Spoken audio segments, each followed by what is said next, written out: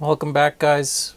Part 2 of my series about explaining spiritual awakening and the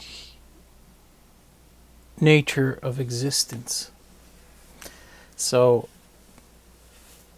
demystifying mysticism. In the last episode, I spoke about, the start. So, what I'm going to do now is expand on the egoic mind.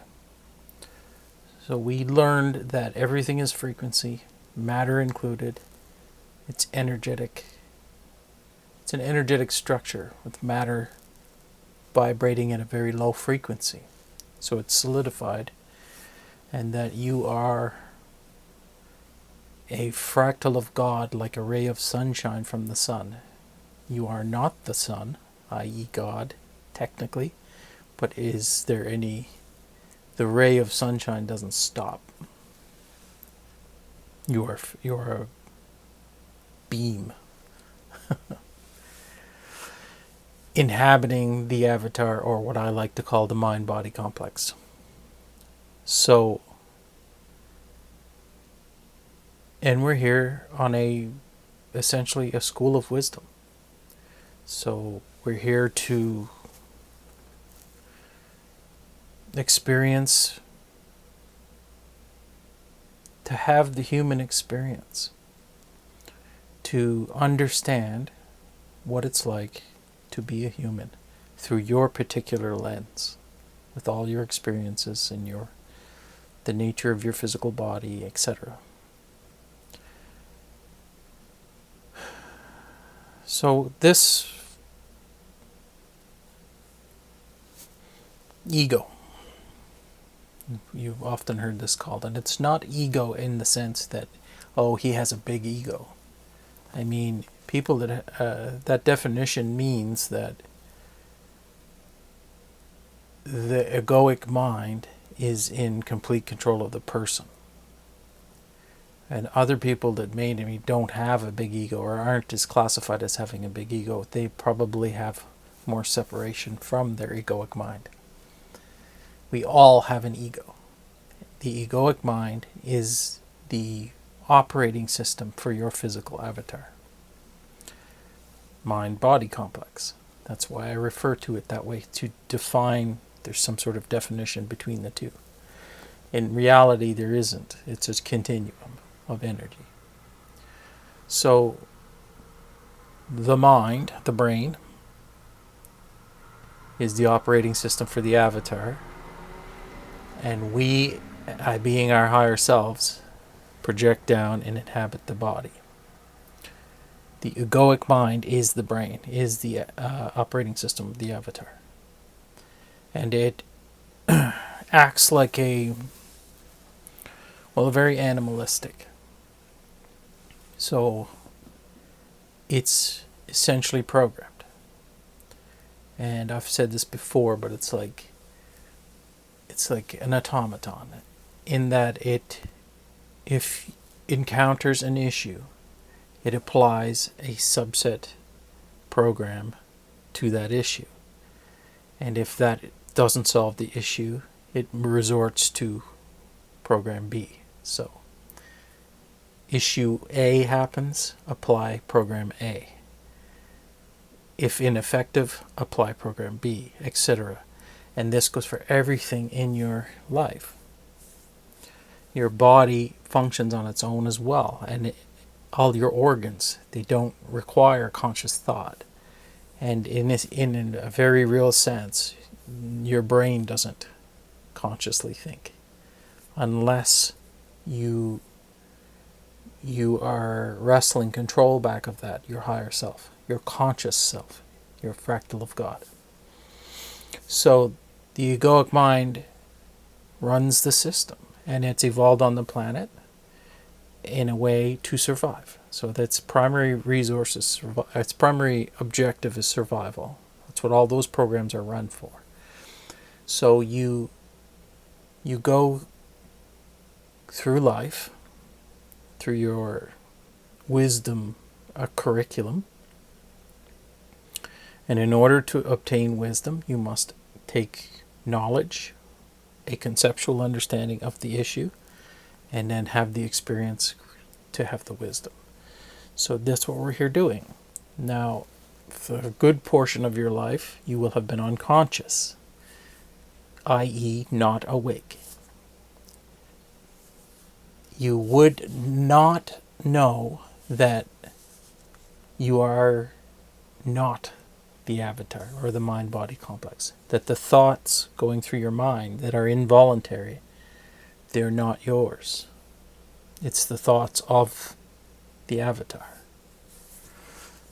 And it seems a bit crazy when you can stand back and look at a lot of the thoughts that go through your head or just pop into existence.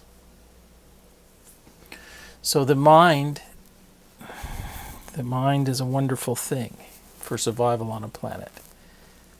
But it isn't good for obtaining peace. It doesn't have the higher understanding of your soul. It doesn't realize that it never dies. It thinks it does. And a lot of the actions that happen are basically fight or flight responses, very animalistic. So we come here, and then very early on in our existence we forget where we came from, and then, at least many of us, some people hold this their whole lives, but for the vast majority of us, we completely associate with the body and the mind, and we think it's mine, that's me. When this vessel dies, I die with it, and that's the end. Or you believe that you go somewhere else, but in the meantime, this is your body and it is you. And in reality, it's like a car. It's like a car that, not unlike a Tesla with full self-driving, it can move itself around, it can keep itself safe, it can brake very quickly and respond quickly and keep you out of trouble, but it can't really think. So we go through this life, and we need to talk about the polarity of everything here. The whole point of this. So as God, the universe source, whichever you'd like to call it, same thing. There is no evil, per se. There is no up or down. There is no left or right. Whatever you want when you're back with source, let's say, you have it instantly. So there's no delayed gratification. It doesn't exist. So in order to experience anything, there has to be a separation, a polarity. You have to create that polarity. In order to experience up, you must have down. Good, you must have bad. Existence, non-existence. Whereas when you're with Source, you know that there is no such thing as non-existence. You will always exist. But in order to experience the feeling of non-existence, you must create a system where you're in grave danger. So you can see the polarities, up, down, left, right. This is the sinusoidal curve indicative of an energetic construct.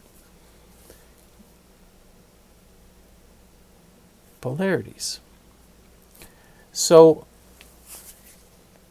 in the beginning, God created the earth. That's very true. He also created everything the opposing force.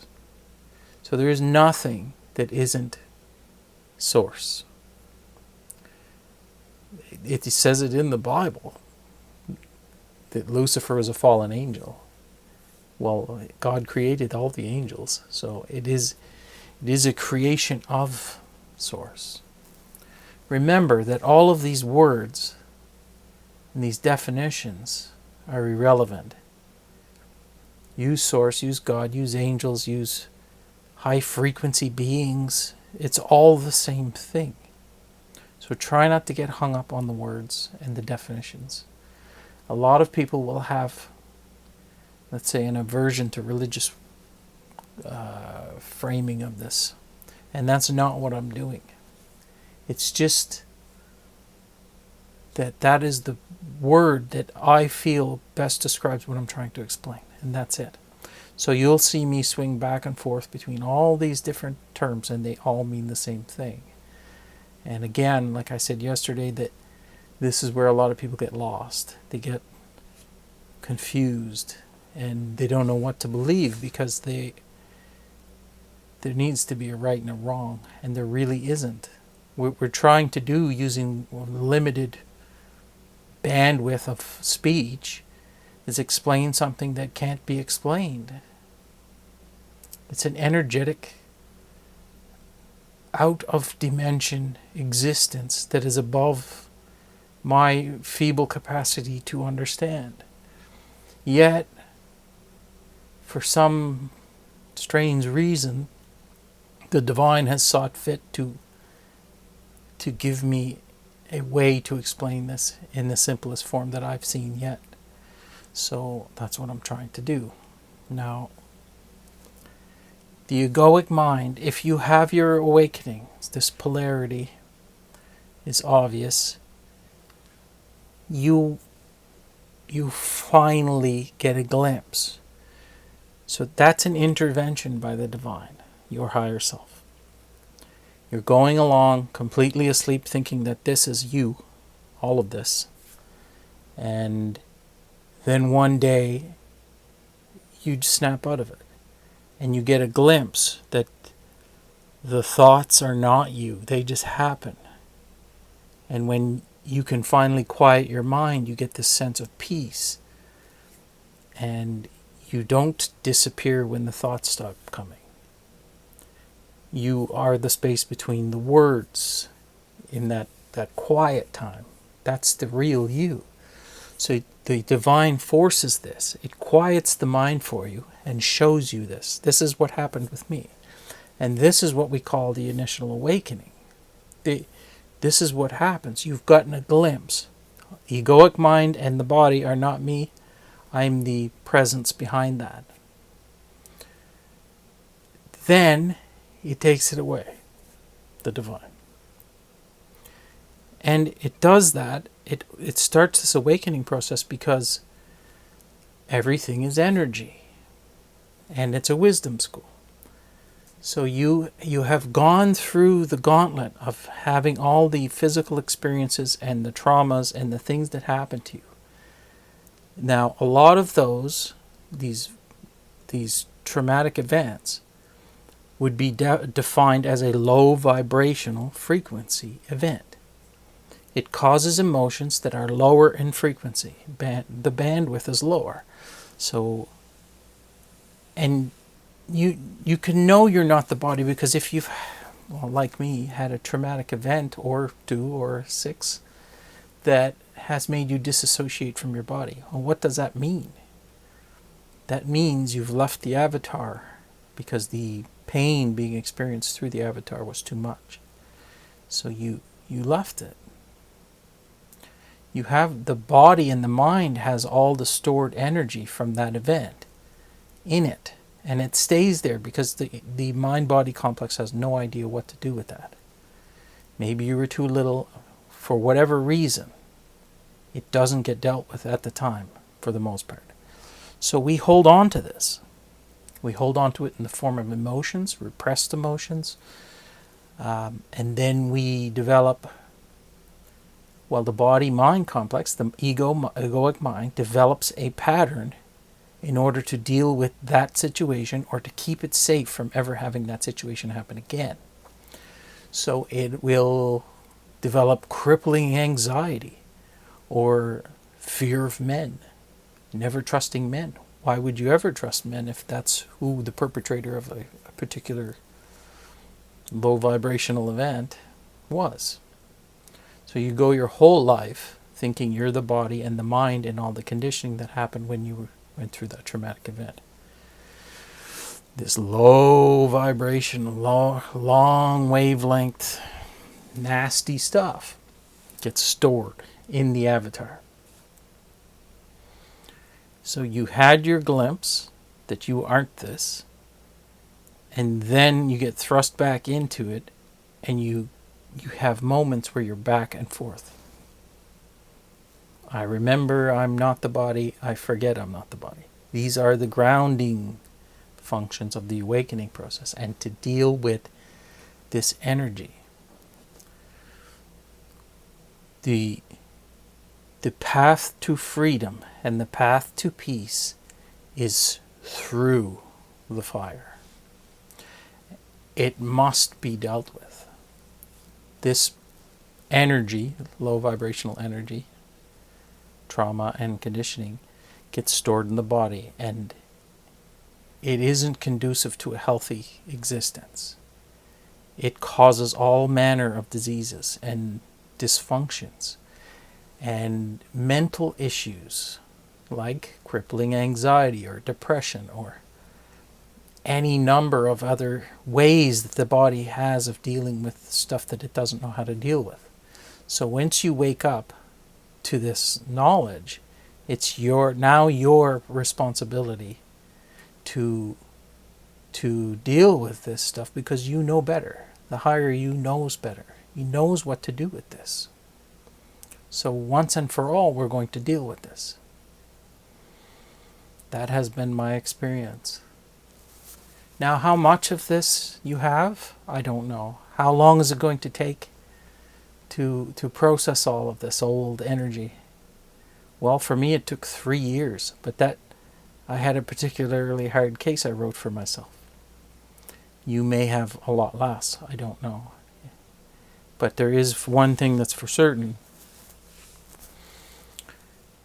You don't get off the ride. You wrote this for yourself. So you probably have heard the term ego death, and it doesn't make any sense. Your ego never dies. Does your brain die? Does the operating system of the avatar die? No. What happens is the egoic mind is driving the bus, driving the avatar, and you're letting it, your higher self. And it had to do that in order to keep you safe. But as you awaken to the fact that you are not it, you wrestle control back of the steering wheel.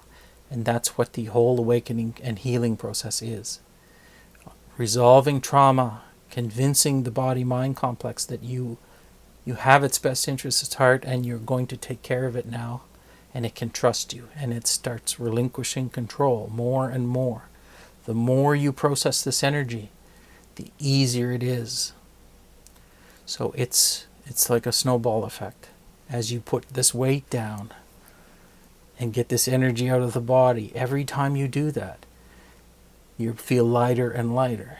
And it becomes easier and easier to do what you need to do, which is stay present. Staying present means staying in the knowledge and the knowing that you are the higher you, and not drifting back into the lower you. You're going to do that. You're going to lose it for a minute. It will happen. That is part of this. This is not a game of perfection and beating yourself up. Your body and your avatar can be thought of as a child, and in the reality is you put that child through all of that stuff. You did it. You wrote the story for it. You owe it to process this energy and let it free for once. Let that inner child who's been trapped in all of this painful energy out. We're not trying to crush the ego and kill it and get rid of it. This is nonsense. It's a integration process, and it's a understanding that you are the parent. You're the adult in the room, and it's your job to start taking care of this. It's not to allow to push the body-mind complex back past what it's capable of doing repeatedly because, well, you're afraid of what people might say. They'll hire you. So you'll go without sleep, or you'll say yes to a million things because of the conditioning, when you really want to say no and all you want to do is rest and sleep. You start becoming present, and you start saying no to things and setting boundaries and healing. And that's the step. That's the start of a very long path. It's a painful path. But it is so worth it. When you get on the other side of this, dropping all this old energy, the level of relief and peace is indescribable. And your ability to stay in the moment gets easier and easier the more you do it. And then this stuff that also causes dis-ease goes away. And what happens when that occurs? The body is going to naturally start to heal itself when it doesn't have all this old stuff in the way inhibiting the natural function of the body. So I thought I'd get farther than that, but I'm at 22 minutes, so I'm going to leave it there, and then we will continue this series tomorrow. So like I always say, I hope this video finds you well. I love you all, and we will see you soon.